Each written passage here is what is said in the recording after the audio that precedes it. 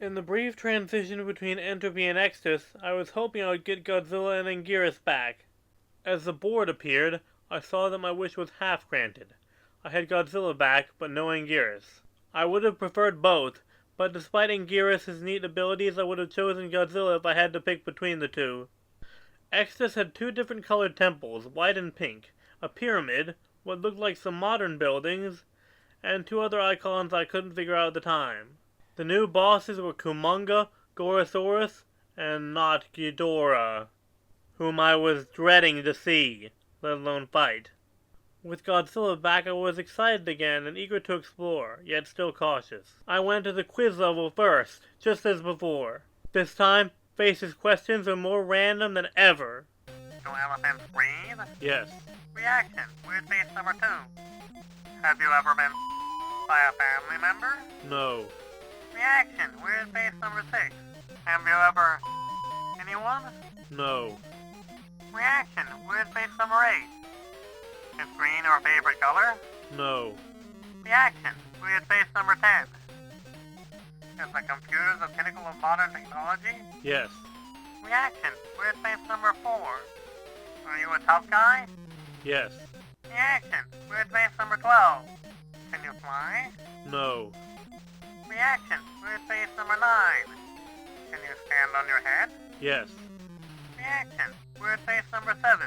Do you hate raccoons? No. Reaction. Confused. Do you feel blame? No. Reaction. Weird face 11. Would you like a new monster? Yes. Reaction. Surprise. Will you miss me? Yes. Reaction. Sad. I was happy that I was getting a new monster, but that last question bothered me. Will you miss me? Is Face referring to when I have finished the game, I thought? Since the revelation of the game's truly otherworldly nature, I wasn't sure what to think of Face or anything else in the game. But something about that last statement gave me a genuine feeling of sadness from Face. As I was thinking about this, the game had gone back to the board. I had a new monster, but I had no idea who it was supposed to be. The sprite had a slight resemblance to Rodan, but the head was totally off. I moved this mysterious newcomer over to a white temple icon and started the level. When I started the level, this screen appeared with the text, "Find the gem," presumably instructions for beating the level. After that, I got my first look at my new playable monster, a hairy dark blue creature with bat wings and a skull-like face named Solomon. And I also found that my path was blocked by a beam of light and a small pillar with a plate on it. I figured that this beam of light was blocking the exit, so I had to find the gem and drop it on the plate to deactivate the beam. How exactly I was going to do that, I didn't know. There wasn't anything in the original game requiring you to find an item to beat a level. I'd have to find out when I obtained the gem. The only direction I had to go was left, so on I proceeded. Solomon was an interesting monster to say the least. He was capable of both flight and a heat beam, both of which proved to be very useful. He could also kick and slash with his wings, but he couldn't duck.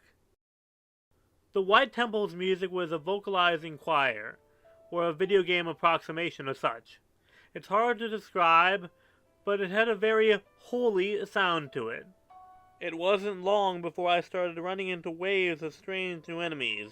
They did little to stop me. I ran past them while slashing and didn't take any damage. There was a pause between each wave of enemies. After you'd killed about 10, there wouldn't be any for about a minute. Then the next wave would appear. After 5 minutes, I noticed holes in the floor and ceiling.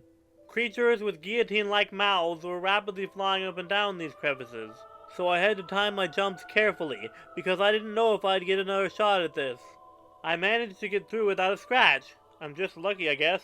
After that, I found myself at the end of the hallway, facing some kind of mini-boss monster.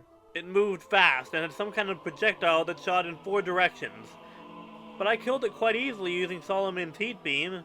When the battle was over, I had my gem, which was inside the creature's head. I found that I could pick up and hold the gem by walking over to it and holding down B. I made the long trek back to the start, and deposited the gem on the plate which deactivated the beam. I left the stage and was shown what was probably the strangest quirk relating to the Solomon monster. Every time you complete a stage or defeat a boss with Solomon, this screen appears. I have no idea what "still the best 1973" means. Neither the date nor the phrase has any meaning or significance to me that I can think of, and I spent a lot of time thinking about it. The next level I played was one that I call Bronze Pyramids. I used Godzilla, and found that he had been leveled up to 12 since I last played as him in Dementia.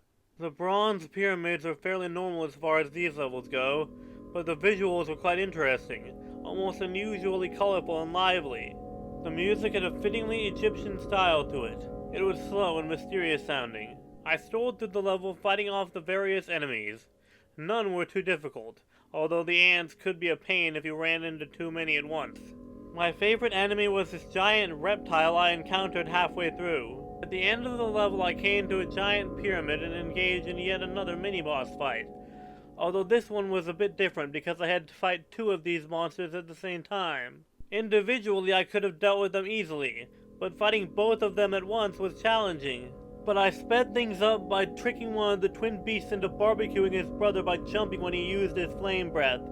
After defeating the twin monsters, I noticed something strange after returning to the board. I was now able to move my monster piece anywhere on the board without limits. Normally Godzilla could only move 3 spaces each turn, and Mothra could move 5. I wanted to try out Solomon some more, so I moved his piece over to one of the brown pillar-looking icons with colored dots and started the level. When I got to the level, I then realized what the level icon represented. Totem poles. I was greeted by 2 of them right at the beginning. The music had a Native American sound to it. It seemed to be using the same instruments as the Entropy Forest. It was noticeably different, but just as foreboding. I walked around for 3 minutes with nothing else in sight but the totem poles. I didn't realize it until then, but I wasn't expecting another level with nothing alive in it after all the activity back in Entropy. Walking by all those multicolored faces, this unnerving level left me feeling like I was being watched. Only 10 minutes after I started Exodus, I was already halfway through. After getting back from the totem pole level, I tried one of the TV screens to see how strange they were this time. Even more strange than before, apparently. The music for this was the Uranus theme. I switched back to Godzilla to play another level, and this level was quite a surprise. It was a normal city level. The colors were gloomy, but even still, this was quite a shock. This was the kind of level I would expect to see in a Godzilla game, and I was kinda mad that I didn't get to play it earlier. The music was the Earth theme. I found it strange that a level fitting a Godzilla game would show up this late, but there's no point in crying over spilt milk, I suppose. I moved Solomon over to a grayish-green icon, which turned out to be a giant high-tech laboratory of some sort. Lots of mechanical drones in this level, but Solomon cleared through them just like the White Temple enemies. The music was a gritty industrial beat. There was also a strange flying cyborg enemy, which was annoying because it would fly away when you jumped to attack it. Also worth noting were these large stasis tanks, holding some kind of monster inside. As you would guess, sometimes the monsters awaken and shatter through the glass. I tried to get past the stasis tanks as fast as possible, because the monsters inside proved to be vicious little nasties upon release. At the end of the level was an elevator, which I used to go down to the bottom of the level where the exit was. Along the way I was shot at by security drones. I couldn't leave the elevator, so my only defense was the heat beam. The last level type was a simple thing I call the Heart Temple, for obvious reasons. Nothing but a big hallway, filled with floating enemies shaped like human hearts. They're incapable of causing you damage, so what you do is run through the level, smashing as many as you can to get all the power-ups. One run through these levels would get the life meter back up to full, and I would greatly appreciate these levels later. The Heart Temple's music reminded me of a circus tune. It had an overly cheerful sound to it, which gave the level a really weird feeling. Having seen all the level types, I chose to fight Gorosaurus using Solomon. The music for this fight was Ghidorah's theme. It was during this fight that I realized that Solomon is overpowered. A single well-aimed slash can take down as many as 4 of the enemy's life bars. Due to this, the fight was over very quickly. Gorosaurus had no projectile attacks, or anything else that could match Solomon's deadly claws. But I kept the fight going just long enough to see if Gorosaurus would use his iconic kangaroo kick, and I was greatly pleased when he did. Even though I knew Solomon was my fighting ace, I used Godzilla to battle Kumonga, just for variety. I briefly considered using Mothra, but of course Godzilla won out. Kumonga was also a simple opponent. No heat beams or anything. He attacks by jumping on you, stabbing you, and also uses his signature webbing stream to paralyze you. Once you get webbed, Kumonga will sometimes take the opportunity to attack, but it's mostly a way to buy some time, like Geezer backing you into a corner until the time runs out. His music was Hedorah's theme. With Gorosaurus and Kumonga defeated, I was at the end of Exodus. Before I fought not Ghidorah, there was something I had to do. I wasn't expecting much from it, but just for documentation's sake I took a look at the other TV screen. This is what it was.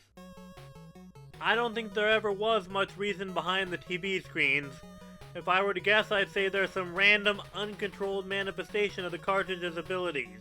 Or maybe all this makes perfect sense to the game. Anyway, the illustrious Mr. Fawcett's theme was the Saturn music. It was time for the opponent I had been dreading, not Ghidorah. Although I had gained courage with Solomon's combat advantages, I was still nervous. And when I started the fight, I was immediately confused. My opponent was not Ghidorah. I defeated the imposter with a few strikes and then not Mogira appeared. Then it made sense. In order to get to not Ghidorah, I had to battle all the previous replacements first. And battle them I did. After I defeated not Mogira, not Varan appeared. Then after him it was not Hedorah. Then, not Baragon, not Gigan, and finally, not Mechagodzilla.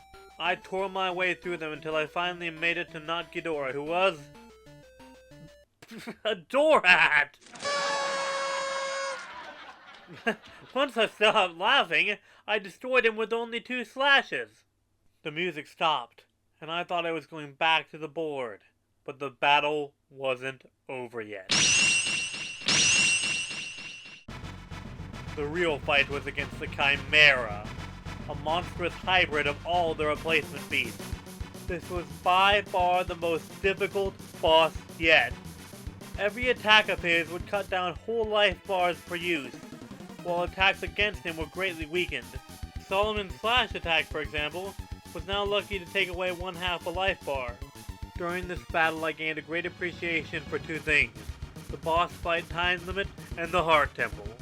Had it not been for those 2 things, I might never have beaten this boss. To take down this behemoth, I came up with a strategy. I would switch between Godzilla and Solomon. As one began to get dangerously low on health, I would take him through the Heart Temple, while fighting Chimera with the other. I should count my blessings that Chimera couldn't regain lost health. A very interesting thing about Chimera was that the colored sections on his life meter corresponded to his different body parts, so each body part effectively had its own life meter. The head was invincible as long as the other parts were present, and would always be the last part to be destroyed. In addition to being difficult, it was also the longest fight so far. I tried to remember how many times I got taken out of the fight by the timer, but I lost count around 13. Eventually I had destroyed all the components but the head, which now flew around on its own at an incredible speed. Chimera fought well, but I was extremely determined, and once he was reduced to a head, he no longer had the power to defeat Solomon, and I heat beamed him into oblivion. And then Chimera was no more. I was exhausted after that drawn-out fight, and worried that might affect my performance in the End-World chase level. The headquarters icon was replaced, but not by the Hellbeast face. Instead it was a crucifix. I was completely stunned. I wasn't excited about seeing the Hellbeast icon again, but if there was only one good thing about those levels, it's that they were predictable. I had a basic idea of what to expect. But now here I was at the end and the icon was completely different. What did it mean? And why a crucifix? It made me very uneasy. I attempted to start the level with Solomon, but couldn't. I got this notice that simply stated, "Solomon can't enter here." It didn't say why, but I think it maybe has to do with Solomon's demonic appearance. Since Solomon was out of the question, I went with Godzilla instead. Once I saw the level, the crucifix made sense. The level was a graveyard. I was still on edge, thinking this was some kind of trick. The last level had always involved running from the demonic beast, and I wasn't going to be fooled into thinking this would be any different. So I started out running, but after a minute without interruption, I slowed down. It was during this time that the music caught my attention. I knew it sounded familiar when I first heard it, but it took a while before I realized what it was. An 8-bit rendition of Prayer for Peace from the first Godzilla film. A very sad and powerful song, even in this form. At 2 minutes into the level, I encountered something I wasn't sure how to react to. My first instinct was to run, but this blue statuesque being simply floated in place, and I felt compelled just to stare at it, for a time. Since this was a grave and it was floating over a chapel, I guessed that this was some kind of angel watching over the deceased. It gave me a strange but warm feeling. I wouldn't say happy, but I felt that I was at peace, somehow. I had never seen this being before, yet it seemed very familiar to me. Just as I was going to leave, the Hell Beast appeared. And its presence warped the music into a terrifyingly discordant screeching and transformed the level, desecrating the tombstones, as a new ground appeared, comprised of blood-soaked bodies. I could feel my heart beating out of control. I had no chance of escape with the monster that close. It lunged for the kill, but the angel got in the way. The demon roared and started clawing through the angel's leg, and tears of blood streamed from her eyes. I wanted to save the angel, but there was nothing I could do. I had to honor her sacrifice and run. And so, I ran through the hellish landscape as fast as I could. The beast soon caught up with me, still swallowing the body of the angel whose legs it had torn off. And this sight made my terror change into anger. I now found myself hating this horrible monster. There was no doubt in my mind that it was pure evil, and I wanted it to die. When I got to the end, I remembered how it responded to my insult in trance. I spoke to it and said, "You're going to pay."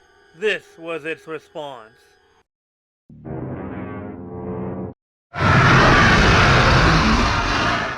I had no idea how I would follow up on that threat. And nothing could have prepared me for the horrors of the final world. Zenith.